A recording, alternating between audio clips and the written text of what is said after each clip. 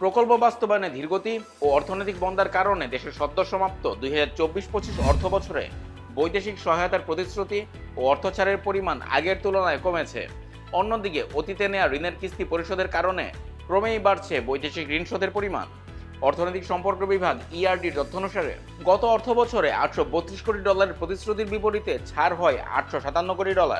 এর আগের 2023-24 অর্থ বছরে যেখানে $1074 কোটি প্রতিশ্রুতির বিপরীতে $1028 কোটি ছাড় করা হয়েছিল, সেই হিসেবে বৈদেশিক সহায়তার প্রতিশ্রুতি 22.5% এবং অর্থ ছাড়ের পরিমাণ কমেছে 16.63%।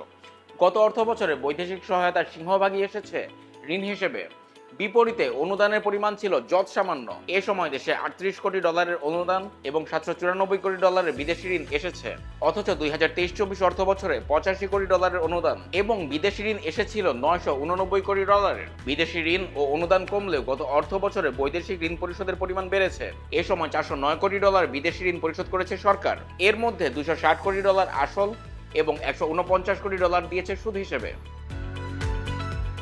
2023-24 অর্থ বছরে যেখানে $337 কোটি বিদেশি ঋণ পরিশোধ করা হয়েছিল, যার মধ্যে $202 কোটি আসল এবং $135 কোটি ছিল সুদ, এক বছর ব্যবধানে সরকারের বিদেশি ঋণ পরিশোধের পরিমাণ বেড়েছে 21%।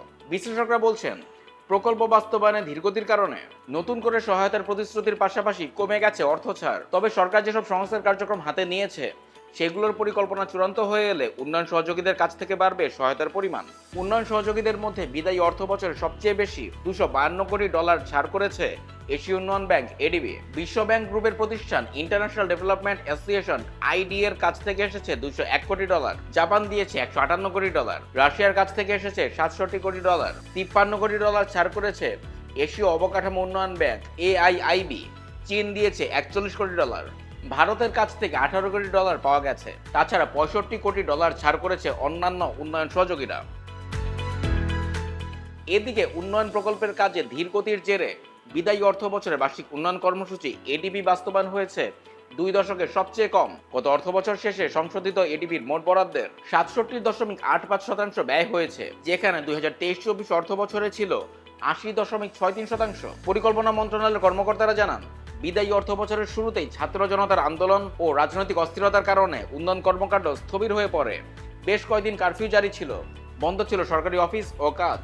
রাজনৈতিক ক্ষমতার পালাবদলের ফলে অনেক প্রকল্প পরিচালকের খোঁজ মেলেনি, অনেক ঠিকাদারও দেশ ছেড়ে পালিয়ে গেছেন।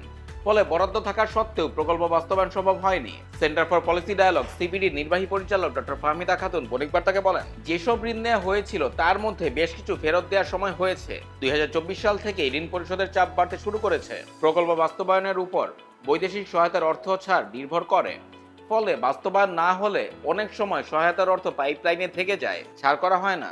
দেশের রাজনৈতিক অবস্থার কারণে অর্থ ব্যয় কম হয়েছে, বাধাপ্রাপ্ত হয়েছে।